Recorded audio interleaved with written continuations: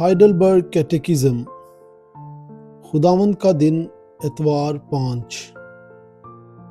دوسرا حصہ، عنوان نجات۔ سوال نمبر 12۔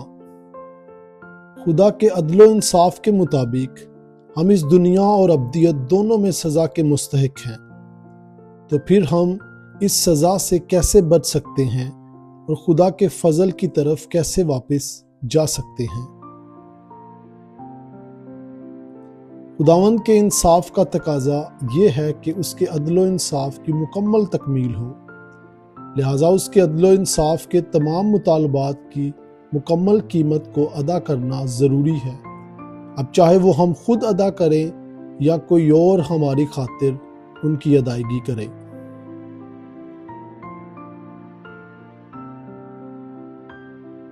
سوال نمبر 13۔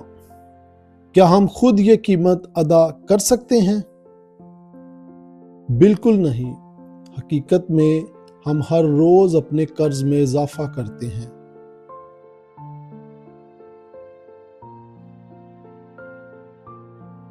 سوال نمبر 14۔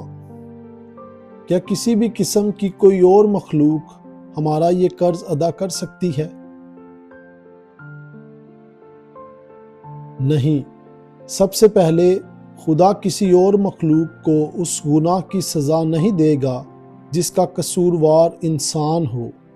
اس کے علاوہ کوئی بھی مخلوق گناہ کے خلاف خدا کے ابدی غضب کے بوجھ کو برداشت نہیں کر سکتی اور نہ ہی دوسروں کو اس سے نجات دلوا سکتی ہے۔